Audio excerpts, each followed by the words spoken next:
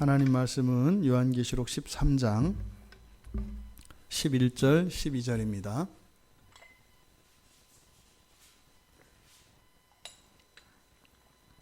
요한계시록 13장 11절 12절 우리 같이 한 목소리로 함께 읽겠습니다. 내가 보매 또 다른 짐승이 땅에서 올라오니 어린 양같이 두 뿔이 있고 용처럼 말을 하더라. 그가 먼저 나온 짐승의 모든 권세를 그 앞에서 행하고 땅과 땅에 사는 자들을 처음 짐승에게 경배하게 하니 곧 죽게 되었던 상처가 나은 자니라. 아멘.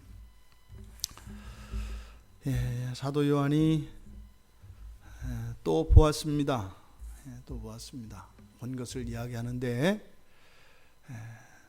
앞에서 보았던 바다의 짐승에 대한 이야기가 있었는데, 바다에서 나온 짐승이 있었는데, 이제 사도 요한이 또 보니까 땅에서 올라오고 있는 또 큰 짐승이 있었습니다.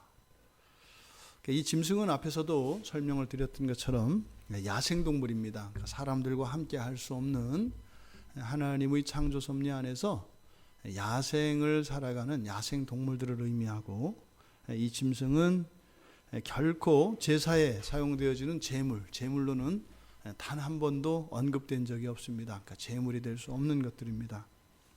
타락 이전에는 이 모든 것들이 사람의 통치 아래 있었습니다만, 사람이 타락한 이후에 이 야생동물들은 거칠고 폭력적이고 사나운 것들로 되었습니다. 그래서 이 짐승이라고 하는 것은 성경에서 부정적인 의미를 갖습니다. 그런데 이 짐승이 땅에서 올라오고 있었다. 1절에서 13장 1절에서 바다에서 짐승은 나오고 있었다, 이렇게 해석을 했습니다. 근데 똑같은 단어입니다.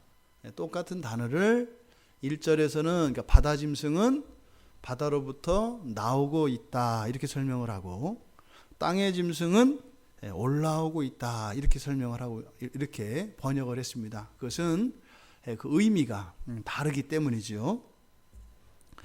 1절에서 그렇게 바다에서 나오고 있다라고 이렇게 번역한 이유는 무엇이겠어요?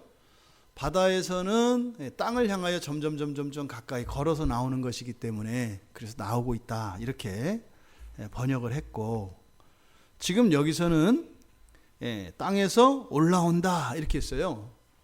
그러니까 이렇게 이 세상에 등장하는 그 방식이 다른 거죠. 그리고 둘 다 바다의 짐승이나 이 땅의 짐승, 이 두 짐승이 바다와 땅에서 나온다 할 때 단순한 이렇게 분리를 뜻하지 않아요. 그 속에서 나온 것입니다. 그러니까 사람이 흙으로 이렇게 하나님께서 지으시지 않습니까?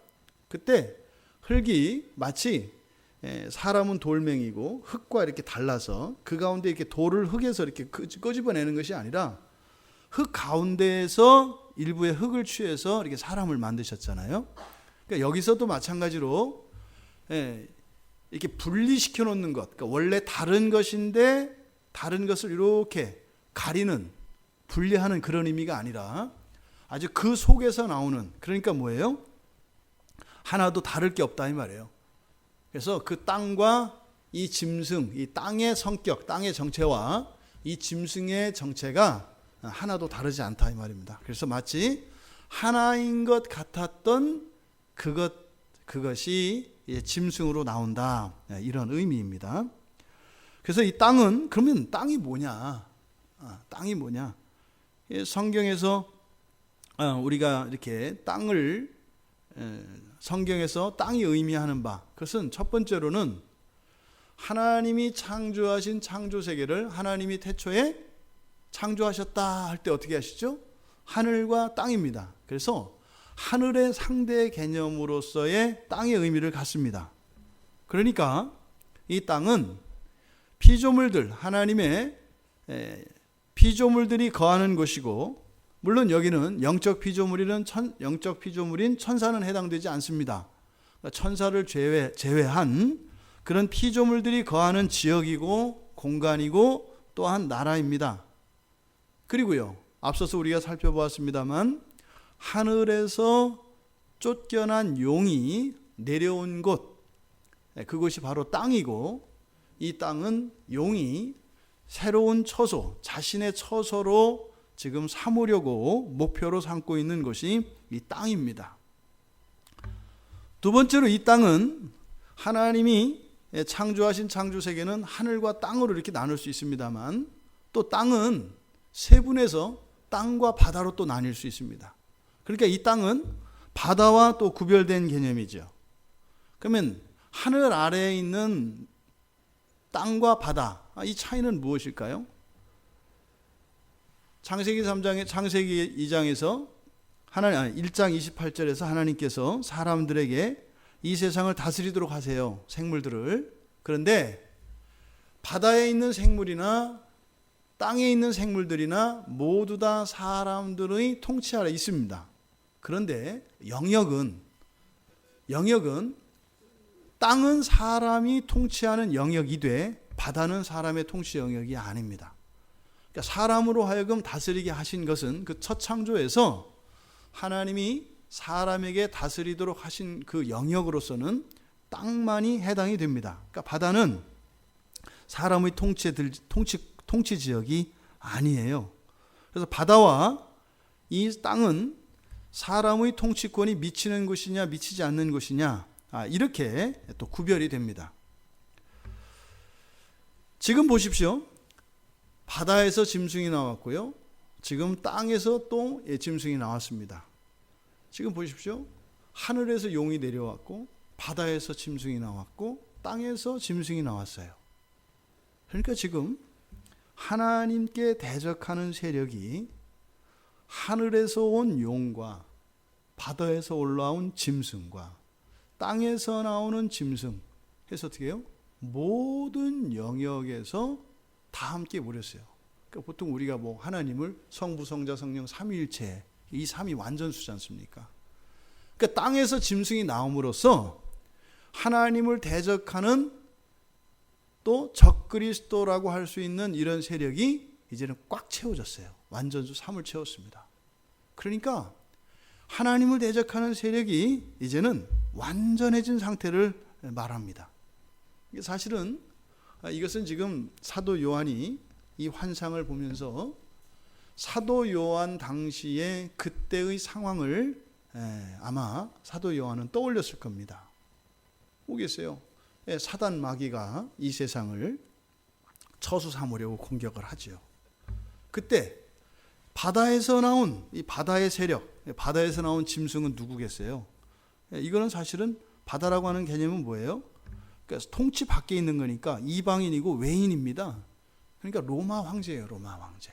근데 이 바다의 짐승으로 표상되어진 것은 로마 황제고 로마 제국 전체가 바다에서 나온 짐승이죠. 왜요? 외부에서 온 것이니까. 그러면 땅에서 나온 짐승은 뭐예요? 쉽게 얘기해서 우리 내부에서 나오는 거예요. 내부에서 나온 적. 이게 뭐가 있습니까? 우리 그리스도인들, 넓게는 유대 공동체 모두 여호와 하나님을 섬기는 모든 이들을 말하겠죠. 처음에는 하나님의 백성들이었는데 그 하나님의 백성들 가운데에서 그리스도께서, 즉 구약에서 예언되었던 메시아가 오고 나니까 어떻게 돼요? 둘로 나뉘잖아요. 우리 안에서 둘로 양분이 되잖아요. 그러니까 언약의 백성들 가운데에서 예수 그리스도를 영접하지 않은 이들은 바로 우리 내부에서, 땅에서 나온 이런 짐승들인 겁니다. 그러니까 지금 요한은 이 환상을 보면서 바로 이 모습을 생각을 한다고요. 그러면 오늘날 한번 적용을 해보십시오. 오늘날 이렇게 하늘에서 나오는 이것은 사탄인 것 똑같아요. 그 용은 똑같습니다. 그런데 이 땅에 속한, 즉 바다와 땅에서 나오는 그 짐승, 그러니까 용의 대리자 역할을 하는 이 짐승이 뭘까? 인류의 역사 속에서 바다에서 올라오는 것들은 뭐예요? 그러니까 로마 제국, 또 심지어는 공산주의자들, 또 좀 더 거슬러 올라가면은 세계 대전을 일으킨 히틀러라든지 이런 독재자들, 또 기독교를 탄압하고 박해했던 이 모든 역사 속의 황제들, 이런 실권을 잡았던 이런 세력들, 이런 것들이 다 뭐예요? 바다에서 올라오는 짐승이다 이 말입니다. 그러니까 이거는 이미 과거에도 시작되었고 끊임없이 지금 그 일은 계속된다 이 말입니다. 오늘날 우리가 지금 살고 있는 이 시대에서 그 바다에서 올라온 짐승을 상징하는 것은 뭘까요? 기독교에 반하는 교회 외부에 있는 모든 세력들과 모든 사람들, 이런 것들을 의미한다고 할 수 있습니다. 이런 것들은 지금 하나님 나라가 이 땅에 구현되어지는 것, 다시 말해서 하나님의 뜻이 이 세상에 구현되는 것을 방해하고 억압하고 말살하는 그 모든 것들입니다. 그것을 통틀어서 적그리스도 세력이다, 이렇게 이야기할 수 있습니다. 예나 지금이나 이렇게 교회 밖이나 교회 안이나 이렇게 하나님의 뜻을 거스르며 대항하는 세력은 끊임없이 계속되고 있다. 이것이 사단의 전략이라고 하는 사실을 잊지 말아야 합니다. 그러면 내부에서 나오는 것은 뭘까요? 교회 내부에서 나오는 이런 지금 우리가 살펴보고 있는 땅에서 올라오고 있는 짐승이라고 하는 이것은 무엇이겠어요? 우리 교회 내부에서 나오는 겁니다.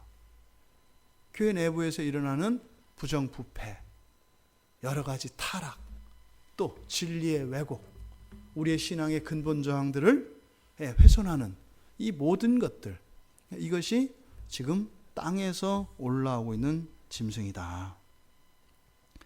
그러니까 교회의 역사 속에서는요, 이렇게 하나님의 뜻을 거스르는 어떤 국가적인 체제나 어떤 정치 지도자들이나 제도나 기업이나 이런 것들은 끊임없이 있어 왔고, 또 교회 내부에서도 이렇게 교회를 무너뜨리고 분열하고 약화시키고 오염시키는 이런 일들은 계속되고 있는 것이 주님 오실 때까지의 현실이다. 이것은 어떻게 할 수가 없다라고 하는 것을 우리가 알 수 있게 합니다. 땅에서 올라오고 있는 짐승, 이렇게 올라오고 있다라고 번역한 것은 등장 방식이 다르기 때문이라고 말씀을 드렸습니다. 바다에서 나오는 것, 그러니까 교회 외부에서 교회를 공격하기 위해서 오는 세력들은 크게 두 가지로 우리가 생각해 볼 수 있습니다. 그러니까 유형적으로 오는, 바다에서 오는 그런 세력이 있고, 또 무형적으로 오는 세력이 있습니다. 그러니까 유형적으로 오는 것은 뭐 국가나 법이나 뭐 정치 지도자나 기업이나 뭐 이런 것들이겠죠. 그러니까 실질적인 영향력과 힘을 가지고 오는, 그러니까 이런 것들이 드러나는 방식은 강압적이고 폭력적입니다. 위협합니다. 심지어는 어떻게 해요? 오늘날 자본주의 시대에서는요, 그리스도인의 생계를 위협하잖아요. 생계를 위협하면서 신앙을 방해하고 우리를 겁주잖아요. 이런 것들이 외부에서 오는 방식입니다. 그러니까 실제로 어떤 기업 같은 경우에는 회사에 출근하고 나면 일체 신앙 고백을 못하게 합니다. 신앙에 대한 이야기를 하면 징계를 받습니다. 그러니까 신앙을 드러내면 안 되는 것이 입사 지원할 때 계약 사항입니다. 일체 못하게 하는. 그게 여러분 보세요. 그게 단순한 어떤 신앙의 이렇게 양심의 자유에 관한 걸까요? 아니에요. 나는 이걸 지킬 수 없습니까? 없습니다. 그러니까 나는 이 계약을 지키지 않고도 당신이 나를 이 회사에 쓰려면 쓰고, 아니면 이것을 고집한다면 난 이 회사에 들어갈 수 없습니다. 이게 뭐예요? 이게 순교자 정신이죠. 이게 순교자 정신이에요. 그냥 회사의 원칙에 따르고, 아니에요. 이거는 근본적 조항이에요. 당신의 신앙을 부인하기로 이 시간만큼은, 출근해서 퇴근할 때까지는 당신의 신앙을 부인하고 이곳에 있기를 맹세합니까? 예 하면 뭐예요? 폐교하는 거예요. 그러니까 그런 회사는 그리스도인이 가면 돼야 안 돼요? 안 되는 거예요. 그거는 이렇게 이렇게 거기다 설명을 붙이고 할 게 없어요. 아니 세상에 신앙이 없이, 마치 이런 건 뭐예요? 숨 안 쉬고 출근하면서부터 퇴근할 때까지는 숨 쉬지 말고 일하는 건데 이게 가능해요? 불가능하잖아요. 그런데 가면 안 되는 거예요. 이게 바다 짐승이에요. 이게 바다 짐승. 또 국가적으로 지금 보십시오. 제가 오늘 하도 지금 안 되겠다 싶어가지고 그 페이스북에다가 이렇게 그 선거에 이렇게 그냥 있으면 도저히 안 될 것 같아요. 마음이 너무 아파서 이게 몇몇 사람들하고도 이 투표에 대해서 이렇게 이제 이야기를 해봤는데 도대체 그리스도인이나 그리스도인이 아닌 사람이나 이 투표에 참여하는 의식이 똑같아요. 개인의 정치 성향이 있을 수 있고요. 여러 가지 어떤 정책의 우선순위에 있어서 가치의 우선순위가 다를 수 있어요. 그런데 그리스도인과 그리스도인이 아닌 사람 사이에는 분명한 기준이 있어야 돼요. 그러면 그리스도인이라면 그리스도인이기 때문에 어떤 공감대가 형성이 돼야 된다 이 말이에요. 그런데 전혀 없어요. 그러니까 투표 이렇게 하니까 그리스도인이고 뭐가 없어요. 여러분, 정치적인 발언이 아니라 그리스도인은요, 투표하실 때 동성애에 대해서 정확하게 분명하게 반대 표시 안 하는 사람은 찍으시면 안 돼요. 그건 신앙에 위배되는 거예요. 근본 조항이에요. 차라리 포기할지언정 찍으시면 안 돼요. 어떻게 동성애를 허용하는 사람을 그리스도인이 선택을 해요? 안 된다니까요. 저는 단언코 얘기합니다. 이번 여러분들이 투표하실 때 동성애를 지지하거나 그거에 대해서 절대로 안 된다고 하지 않는 사람을 찍으면 하나님이 분명히 여러분들에게 책임을 물으실 거라고 저는 믿습니다. 미국이 지금 완전히 지금 엉망진창이 됐던 시작이 동성애 문제예요. 우리나라 개혁신앙의 아주 원조라고 할 수 있는 화란 네덜란드, 여기가 세상에서 가장 타락한, 성적으로 타락한 나라가 됐어요. 가장 문란한 나라가 화란 네덜란드예요. 그 뒤로 어떻게 된 줄 아세요? 신학이 엉망진창이 돼버렸어요. 신앙이 엉망진창이에요. 이게 단순히 개인의 어떤 인격성 이런 게 아니에요. 어떻게 그리스도인이 그런 근본적인 성경의 가르침에 정면으로 도전하는 거기에 투표를 해요? 있을 수 없어요. 평천광야교회 교인은 누구를 찍으라는 게 아니에요. 하나님 말씀에 정면으로 도전하는 그것에 대해서는 동조하는 일이 없기를 바랍니다. 두려운 줄 아셔야 돼요. 투표 찍으실 때 하나님이 보고 계세요. 그러니까 여러분들 공약을 꼼꼼히 살펴보셔서 하나님 말씀에 절대적으로 대적하는 그것은 동조하시면 안 돼요. 어떤 일이 있었어요. 지금 이렇게 바다에서 올라오는 이런 짐승들이라고 하는 것이 이렇게 유형적으로는 이런 방식으로 와요. 노골적으로. 그래서요, 선택을 딱 강요한다고요. 이런 것을 가벼이 여기지 마십시오. 또 무형적으로 무형적인 형태를 취하는 이 바다에서 올라오는 짐승이 있어요. 그건 뭐겠어요? 우리들이 이렇게 교회 안에 어떤 운영 방식들, 그리고 어떤 신앙생활의 일상의 원칙들, 이런 거겠죠. 이런 것들과 관련된 것이고, 사상적으로는 인본주의라든지 자본주의나 개인주의, 또 어떤 현세주의, 또 뭐 특히 예로부터 계속되고 있는 이런 영육 이원론 같은 이런 것들이 무형적인 바다 짐승들이죠. 그렇다면 이 교회 내부에서 올라오는 이런 적그리스도적인 하나님의 뜻을 거스르는 이 땅의 짐승이라는 것은 뭘까? 이것들은 교회 안에서 변질과 부패를 도모하는 모든 세력과 시도와 계획들을 말합니다. 이거는 신앙의 어떤 근본 조항이나 교회의 아름다운 전통, 교회의 순결성과 거룩성을 해치는, 변질시키는 이런 세력들이고, 교회의 하나됨을 저해하고 방해하는 그런 모든 것들입니다. 이런 모든 시도들과 그런 결과까지도 말합니다. 그런 것을 의도하지 않고 나는 다른 뜻으로 했다 할지라도 그런 결과가 나온다면 그것 또한 땅에서 올라오는 짐승이다 이 말이에요. 그러니까요, 그런 결과가 예상되어지면 아무리 명분이 있고 그것이 옳은 것이라 하더라도 하면 돼요, 안 돼요? 안 된다 이 말이에요. 이게 땅에서 올라오는 짐승의 정체성입니다. 이런 것이 제 안에도 있어요. 제 안에도 이런 짐승의 모습이 제 안에도 있어요. 이 세상을 살아가는 어떤 사람도 다 예외가 아닙니다. 이거는 어떤 특정 개인이나 어떤 특정 단체나 그런 세력들만을 의미하는 게 아니에요. 모든 개인들에게 적용되고 또 심지어 모든 단체, 모든 기관, 모든 조직들 안에 이 모든 것이 해당된다 이 말입니다. 그러니까 우리들이 이 말씀을 적용할 때는 내 안에 있는 그런 짐승의 모습들과 그런 짐승의 영향력 아래 있는 것들을 그걸 깨달아서 그것들을 분리시키고 죽이고 정화시켜야 되는 겁니다.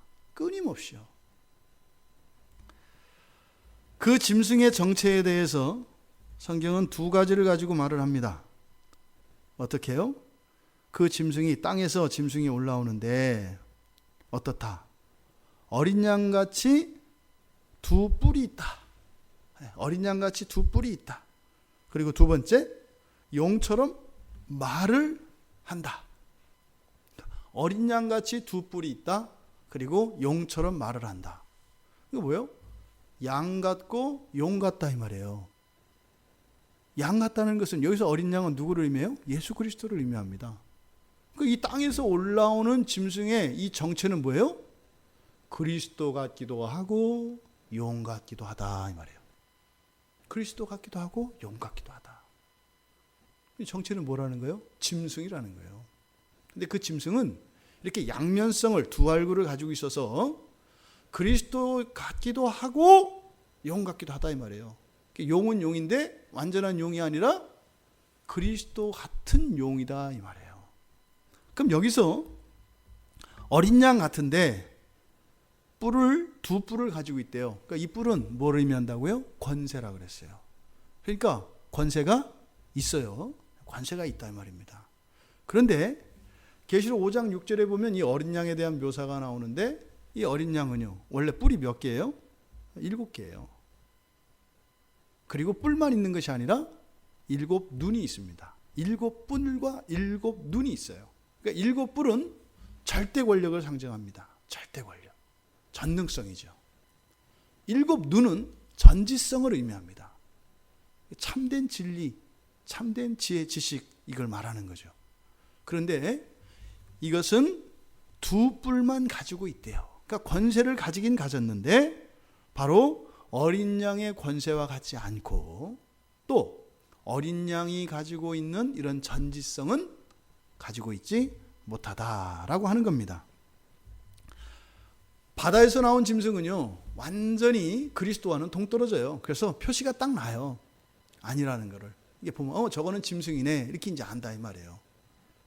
그런데 그러다 보니까 이 바다에서 나오는 짐승은 앞서 말씀드렸던 것처럼 유형적인 것과 무형적인 것이 있어서 드러내는 방식이 두 가지라고 그랬어요. 하나는 어떻게 해요? 아예 노골적으로 드러낼 때 이때는 뭐예요? 힘을 가지고 폭력적으로 강압적으로 이렇게 드러난다고요. 공산주의자들 어떻게 해요? 그냥 죽이잖아요. 그리스도인들을. 그냥 죽이잖아요. 은밀하게 안 해요. 그리고 공산주의자는 짐승인지 알아요. 말 안 해도. 그러니까 그렇게 정체를 확 드러내고 나타날 때는 어떻게 해요? 폭력과 무력을 동반해서 힘으로 제압한다 이 말이에요. 그런데 무형적인 것들, 이런 사상과 이런 우리 애들 신앙의 조항과 이런 것들은 이념이나 이런 것들은 그렇게 무력적으로 강압적으로 안 오고 어떻게 돼요? 표시 안 나게 와요. 표시 내면 어떻게 확 표시가 나니까. 그래서 교묘하게 온다고요. 이 바다에서 올라오는 것은. 왜? 표시가 확 나니까. 그래서요 아주 조심스럽게 익숙해질 때까지 오랫동안 끈기 있게 아주 서서히 은밀하게 다가옵니다. 이렇게 친해져야 돼요. 이렇게 거부감 없어지게. 그래야 그게 뭔지 모르잖아요. 그런데 땅에서 올라오는 것은 그럴 필요가 없죠. 왜요? 양 같으니까. 어린 양 같은 모습이 있어서 그렇게 서서히 조금씩 은밀하게 그렇게 올 필요가 없어요. 왜? 딱 보면은 뭐처럼 보여요? 어린 양처럼 보이거든요. 어린 양처럼 보이기 때문에 그냥 과감하고 적극적이고 당당하게 나와요. 물론 폭력을 드러낼 필요는 없죠. 폭력성은 오히려 감추죠. 왜? 어린 양 같으니까. 그러니까 어린 양 같음으로 나오니까 어떻게 해요? 당당하고 떳떳하고 막 그렇습니다. 앞서 말한 것처럼 두 뿔이 있어서 권세도 있고 역사도 일어난다고 그랬잖아요. 그래서 우리가 이렇게 가시적인 것, 당당하다라고 하는 그것이 그것의 그리스도됨, 참됨의 증거로 삼을 수는 없어요. 절대로 그럴 수는 없습니다. 그런데 이것이 가지고 있는 이 권세는 두 뿔이기 때문에 완전한 권세는 아니다. 분명히 성령의 역사, 절대 권능을 상징하는 이 일곱 뿔, 성령의 능력, 성령의 권세라고 할 수 있는데 그것과는 분명히 구별되는 무엇이 있어요. 차이가 있습니다. 한계가 있다 이 말입니다. 그래서 여기서도 또 원문에서도 의도적으로 이것을 미완료 시제를 써요. 가지고 있다. 근데 이렇게 두 뿔을 가지고 있다. 근데 이 가지고 있다라고 하는 게 온전히 가지지 못한 것. 그래서 불완전성을 미완료 시제를 통해서 나타냅니다. 권세가 있긴 있는데 완전한 권세는 아니다. 또 그 짐승의 두 번째 정체성은 용처럼 말을 한대요. 용처럼. 그러니까 이 어린 양과 같이 생긴 이 땅에서 올라온 짐승이 하는 말은 무슨 말을 한다는 거예요? 용의 말을 한다는 거예요. 용의 말을. 근데 보세요. 용의 말을 하는데 어린 양 같아. 그러니까 용의 말 자체가 용의 말이라는 걸 알 수 있을까요? 없을까요? 없어요. 양 같은데 용의 말을 한다. 어린 양 같은데 용의 말을 한다는 거예요. 어린 양을 가장하게 하고 있습니다. 근데 결국은 이것은 사실은 누구를 대변하고 있다는 거예요? 어린 양을 대변하는 것이 아니라 용을 대변하고 있다는 뜻이에요. 그래서 이 땅에서 올라온 이 짐승이 가지고 있는 권세도 결국은 하나님의 뜻을 이루는 것이 아니라 용의 뜻을 실현시키려 할 것입니다. 그래서 이것은 점점 사람의 주권을 강화하고 사람의 뜻을 더욱 세우게 됩니다. 그러니까 어떻게 될까요? 이거는 공동체 안에서 너와 나의 선명한 대조가 일어나요. 왜요? 사람을 세우거든요. 사람을 세우기 때문에 더 높은 사람, 더 낮은 사람, 더 훌륭한 사람, 덜 훌륭한 사람, 이것이 나타나게 돼 있어요. 그러니까 양 같지만 용의 말을 하게 되면 그런 공동체 안에는 어떻게 돼요? 사람들이 서열화되어지고 사람들의 자리매김이 사람들이 이렇게 뚜렷하게 이게 수직적 관계로 그렇게 질서가 생겨난다 이 말입니다. 개인적으로는 어떻게 되겠어요? 그러면 개인적으로는 서로 비교의식이 일어나겠죠. 왜요? 개인의 위치가 드러나니까. 그러면 이런 우월감을 갖기 위해서 우열감, 우열의식과 비교의식을 조장하게 됩니다. 그래서 어떻게 해요? 경쟁적으로 더 훌륭한 신자, 경쟁적으로 더 나은 사람, 경쟁적으로 뒤지지 않는 존경받을 만한 이런 사람들이 되기 위하여 최선의 노력과 열심을 다하게 됩니다. 그럼 어떻게 돼요? 반드시 그것에 대해서 존중을 받아야 되죠. 그러다 보니까 나를 섬기느라고 너무 지치고 힘들어서 나의 가치와 내가 존중받고 인정받아야지 다른 사람들을 존중하거나 다른 사람들의 형편을 고려하거나 다른 사람들의 가치를 세워줄 수 있는 여지가 없어져 버립니다. 그러니까 오히려 타인의 가치를 인정하지 않는 정도가 아니라 오히려 어떻게 하겠어요? 타인의 가치를 폄하합니다. 그래야 내가 올라가니까. 이것이 어린 양과 같은 땅에서 올라온 짐승이 하는 용의 말의 성격입니다.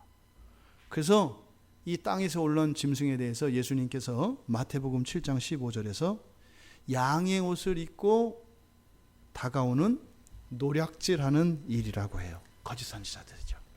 양의 옷을 입고 올라와서 양떼들을 노략하는 일이라고 이야기를 합니다.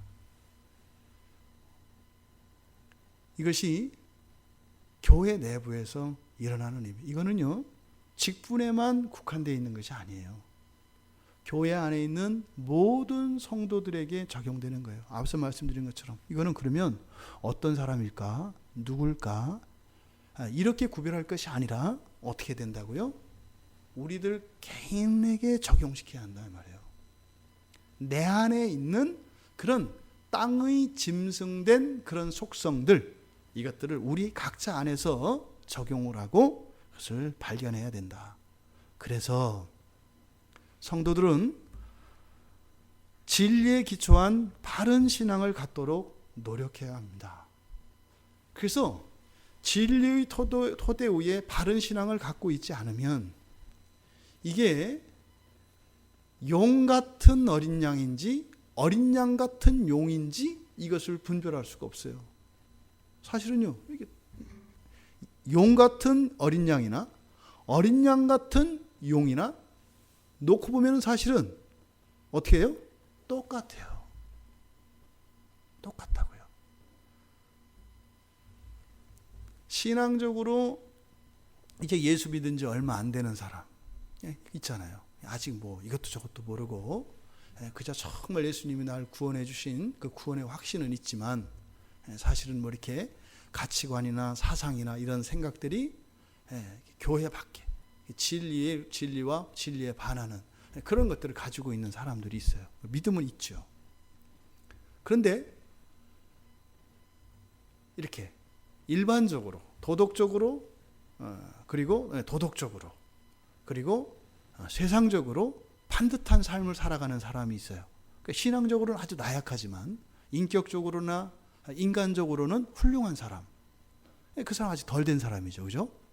오히려 그런 훌륭한 점, 그러니까 인간적으로 훌륭한 그런 것들이 오히려 이 사람이 신앙적으로 잘하는데 시너지를 일으킬 수 있습니다만 또 반대로 그것이 걸림돌이 돼서 방해받기도 해요. 반대로 아주 신앙이 반듯해요. 그런데 인간적으로 미숙한 사람들이 있습니다. 정말 하나님 앞에서는 뭐 극단적인 경우지만 정말 있어요. 하나님만 만족시키기 위해서 나한테는 오직 하나님밖에 없어. 그래서 하나님 앞에 그냥 청결해지려고 하고 뭐 신앙적으로나 영적으로나 이렇게 상당한 그 성숙도에 오른 사람이 있어요. 근데 이런 사람들이 예를 들어서 사회적으로 인간적으로 무능해요. 예를 들어서 뭐 가장인데 뭐 경제력도 없고 책임감도 없고 성실성도 없어. 근데 그냥 매일 하는 건 뭐예요? 매일 기도와 말씀과 이렇게. 그래서 막 교회에서는 정말 존경받는 사람인데 집에 가면 엉망진창이에요. 사회적으로도 이 사람은 쓸 사람이 없어요. 그런 사람이나 이 사람이나 사회적으로 이렇게 보면은요, 오히려 이 사람이 더 우월해 보이지 않아요? 근데 교회에서 보면은 이 사람이 또 못난 사람이 되잖아요. 인간적으로 훌륭하지만 이제는 뭐 진짜 이렇게 뭐 이게 아무것도 모르고 맨날 하는 얘기가 뭐 교회 와서 맨날 하는 얘기가 회사 얘기하고 뭐 텔레비전 무슨 막장 드라마 얘기하고 뭐 노래를 얘기하면 뭐 뽕짝 얘기하고 교회에서 인정 못 받잖아요. 그런 사람들은 사회에서 뭐 날고 기어도 어린애 취급을 받잖아요. 또 마찬가지로 교회 안에서 날고 기고 하는데 나와가지고서는 그렇게 제 앞가림도 못하는 그런 사람이 있으면 사회에 나가서 인정 못 받잖아요. 그 사람이나 똑같아요. 덜 된 정도에 있어서는. 그런데 이 사람은 그래도 신앙면에서 한 사람들은 우리가 신앙적인 관점에서 어떤 사람이에요? 용 같은 어린 양이죠. 용 같은 어린 양이에요. 어린 양은 어린 양 맞는데 용 같아. 지금 뭐 나가서 하는 일은 다른 용보다 더 세. 뭐 이럴 수 있잖아요. 또 반대로 여기는 뭐예요? 사실은 이제 믿음이 있다고 했기 때문에 어린 양이지만 믿음이 없이 있는 사람이라고 해야 되겠네요. 그렇죠? 믿음이 없이 사회적으로 인간적으로 훌륭한 사람. 이 사람은 뭐겠어요? 이 사람은 사실은 훌륭하잖아요. 근데 교회 다니니까 어린 양 같지만 아직은 이 사람이 믿음이 없다고 하는 걸 전제로 했을 때 이 사람은 어린 양 같은 용이죠. 두 사람의 정체는 하나는 용이고 하나는 어린 양이에요. 현재적으로 볼 때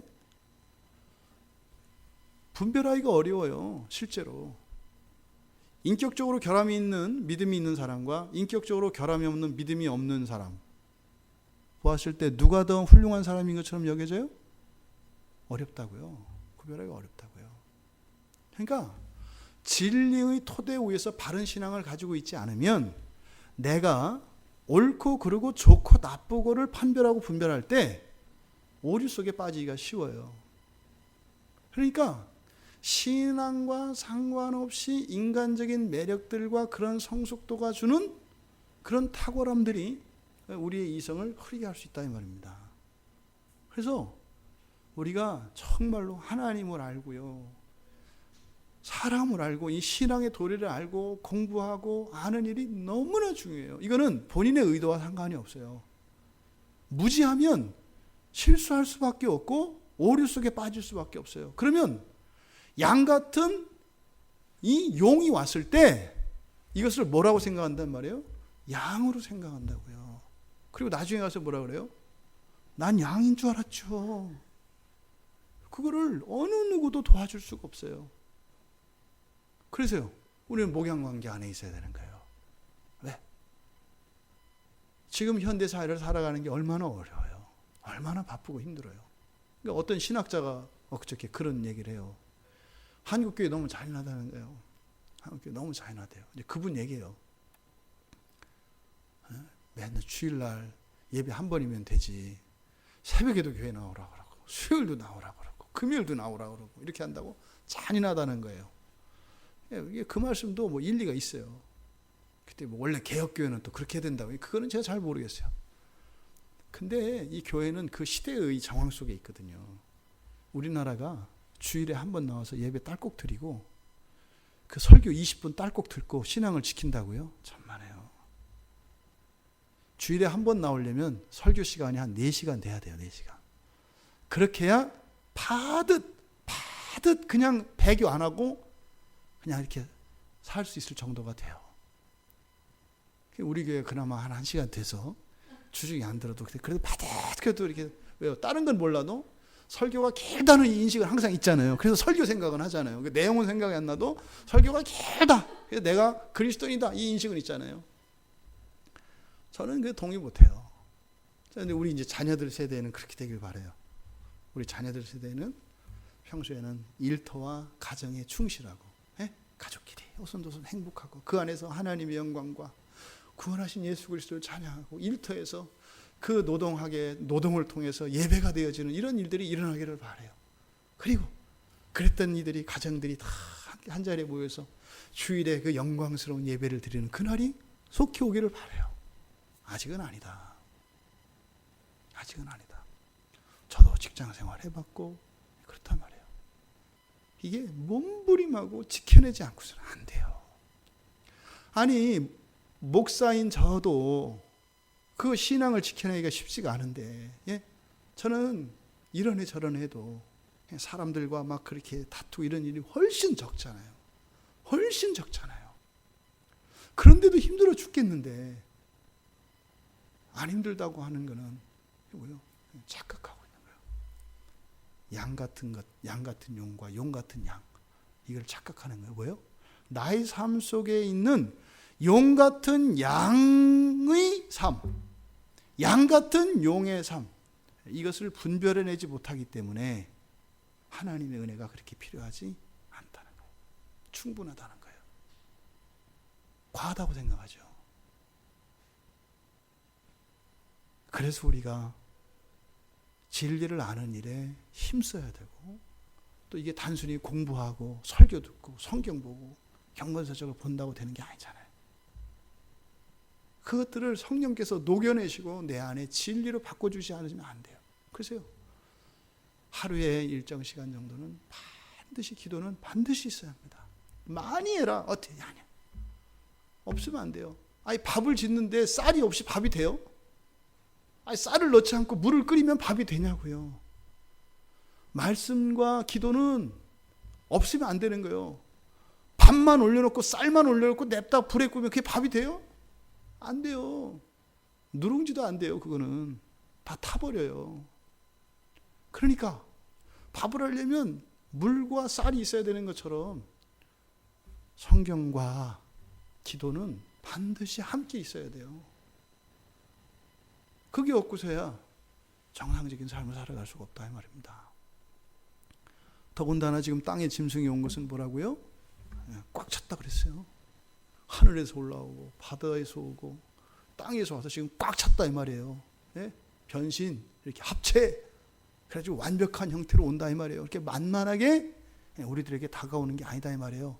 여러분들 생각해 보세요. 시험이 올 때 어떻게 와요? 3박자 딱딱 맞춰 오잖아요. 일터에서 사회적으로 우리 가정 외부에서 어떤 환경들의 변화가 딱 우리한테 이제 위협으로 오잖아요. 그리고 어떻게 해요? 가정적으로 또 딱 오잖아요. 그리고 어떻게 해요? 자기 내면에 신앙의 문제로 딱 오잖아요. 이 세 가지가 딱 만나면 어떻게 되는 거예요? 교회 딱 끊는 거예요. 세상도 이 세 가지를 딱 맞추려고 노력을 한다고요. 성령께서 막 천사들을 보내가지고 어떻게 야야야야 쟤 지금 다 찼다 그럼 하나 흐트러라. 그럼 세 중에서 하나 툭 차가지고 흐트러서 그렇게 되지 않도록 하시는 거예요. 그래서 우리가 교회 안 떠나고 신앙생활하면서 이렇게 하는 거예요. 세 개가 딱 들어맞아서 오면은요 여지없이 넘어가는 거예요. 유다 보세요. 가룟 유다 보세요. 오죽하면 어떻게 마귀 소리를 들어요. 베드로 보세요. 베드로 오죽하면 예수님한테 사탄 소리를 들어요. 이 세 가지가 동시에 딱 임하면은 그렇게 마귀 노릇을 하고 사탄 노릇을 하게 돼요. 사도조차도. 그러니까요. 우리가 하나님 말씀에 온전하지 못하더라도 절대로 이 마귀의 계계와 그리고 바다에서 올라오는 이 짐승의 이런 음모와 폭력 그리고 땅에서 오는 이 짐승 이 세 가지가 동시적으로 우리의 삶 속에 일어나는 일 없도록 우리가 구해야 돼요. 그래서 뭐라고 해요? 주님이 기도를 가르쳐 주실 때 시험에 들게 하지 마옵시고 다만 악에서 구하옵소서. 악에서 구하려면요 이 세 가지가 합쳐지지 말아야 돼요. 어떤 경우에도. 그래서 우리가 개인의 삶을 위한 열심과 노력이 있어야 하고 우리들 신앙의 진전을 위한 열심과 노력이 있어야 하고 또 우리가 속한 가정과 교회와 이 나라 민족을 위한 어떤 헌신과 노력이 반드시 있어야 하는 겁니다. 그게 없으면 무너질 가능성이 많아요. 그 짐승이 하는 행동에 대해서 또 두 가지를 이야기하는데 먼저 그 짐승이 권세를 그 앞에서 행한대요. 그래서 그라고 하는 것은 먼저 나온 짐승이죠. 첫 번째 그 바다에서 나왔던 짐승 앞에서 한대요. 근데 이 땅에서 나온 짐승에게도 바다에서 나온 짐승에게 그 용의 권세가 주어진 것처럼 똑같이 그 모든 권세가 주어지고 그것을 행사합니다. 그러니까 바다에서 나온 짐승이나 땅에서 나온 짐승이나 둘 다 사탄의 도구라고 하는 면에 있어서는 똑같아요. 둘 다 사탄의 도구예요. 하는 것도 똑같고 또 목적하는 바도 똑같아요. 뒤에 보면 뭐라 그랬어요? 모든 권세를 행하게 하고 경배하게 하니 이렇게 돼 있다 이 말이에요. 왜냐하면 이렇게 돼 있어요. 모든 권세를 행한다. 뭐 하기 위해서? 땅과 땅에 사는 자들을 처음 짐승에게 경배하게 하기 위하여 이렇게 돼 있어요. 땅과 땅에 거하는 모든 것들이 먼저 짐승, 그 바다에서 나온 그 짐승에게 경배하게 하기 위하여 그 모든 권세를 그 앞에서 행하게 했다. 이렇게 얘기를 합니다. 지금 땅에서 나온 짐승이 그 권세를 행하는데 그 권세를 행하는 그 대상이 둘로 나뉘어 있어요. 땅에게 권세를 행사한대요. 땅에게. 왜 땅에게 권세할까요? 앞에서 바다에서 싸울 때 어떻게 했어요? 용이 확 물을 토했을 때 땅이 쩍 갈라지면서 물을 삼켜버렸죠. 그러니까 땅이 어떻게 되고 있어요? 회복되고 있어요. 이렇게. 그 창세기 3장에서 내려진 저주에서 풀려나면서 이렇게 회복되고 있다고요. 그러니까 이 땅의 짐승이 이제 어떻게 하고 있어요? 회복된 걸 갖다가 다시 지금 망가뜨리기 위해서 땅을 다시 땅에게 자기의 권세를 행한다 이 말이에요. 어떻게? 하나님의 뜻을 행하지 못하고 용의 뜻을 따라서 하도록 땅에게 권세를 행한다. 그러니까요, 땅을 훼손하고 이런 땅들이 제 기능을 발휘하지 못하도록 하는 일이 일어날 거라는 거예요. 또 그 땅에 거하는 모든 것들에게 권세를 행사한대요. 여기는 단지 사람만을 이야기하지 않습니다. 땅에 거하는 모든 것이에요. 그러니까 여기에는 동물, 식물, 또 심지어는 모든 무생물까지 다 포함된 겁니다. 그런 모든 것들을 향하여 이 땅에서 나온 짐승이 용으로부터 받은 그 권세를 행사한다라고 이야기를 합니다. 이 최종적인 목적이 뭐라고요? 바로 처음 짐승에게 경배하게 하는 것이다. 처음 짐승은요, 앞서서 우리가 말씀드렸던 것처럼 국가, 기업, 사상, 세상의 가치관, 이념, 이런 모든 것들이라고 그랬어요. 그런 것들을 따라가도록 하는 것이 바로 이 땅의 짐승의 목표고 목적이다라고 이야기하고 있는 것입니다. 예외가 없습니다. 땅에 속한 모든 것들은 그 권세의 영향력 아래 있대요. 근데 여러분, 계속 말씀드립니다만 이 요한계시록 전체 문맥에서 이해돼야 돼요. 지금 이러한 짐승들로부터 위협을 받고 짐승들로부터 통치를 받는 대상들은 누구예요? 이때까지 확실하게 자기의 신앙 고백을 하지 않은 사람들이다라는 거예요. 여러분들이 그런 신앙 고백 안에 있다면 사실은 이때 이 자리에는 있지 않을 겁니다. 그런데 확실한 신앙 고백이 없고 인침받은 것에 대한 확신이 없다면 이런 권세 아래 있다는 거예요. 언제? 지금요. 우리 현재의 삶 속에 이런 일이 일어난다라고 하는 겁니다. 앞서서 제가 설교 중간에 지금 우리나라의 가장 큰 국가적인 기도의 제목이 뭐겠습니까? 대통령 선거입니다. 대통령 선거. 얼마 남지도 않았어요. 여러분, 많지 않은 숫자입니다만 여러분 주변 분들한테 그리스도인들한테 꼭 그 이야기를 전해주세요. 우리는 이번 투표에 임할 때, 이 국가적인 대사에 임할 때 어떻게 된다? 우리의 신앙을 잊어서는 안 된다. 이 신앙의 원리에 반해서는 안 된다. 하늘에서 용이 내려왔고 바다에서 짐승이 올라왔고 땅에서도 짐승이 올라왔습니다. 이게 현재 우리의 삶의 실존입니다. 이 세 가지가 나의 삶에 나에게 나의 인생에 닥친다면 여지없이 넘어져 버릴 것입니다. 대비해야 합니다. 여러분, 바다에서 올라온 짐승에 대하여 대비하십시오. 또 땅에서 올라오는 이 짐승에 대해서도 대비하십시오. 그것은 그리스도인으로서 주님의 말씀을 따라 살기를 원하고 신앙을 중심으로 우리의 삶의 한 중심에 예수 그리스도를 주인으로 삼고 성경 말씀을 유일한 삶의 기준으로 삼고 또 우리의 신앙의 원칙을 따라 살고자 한다면 이 세 가지 모든 것으로부터 우리는 자유할 수 있습니다.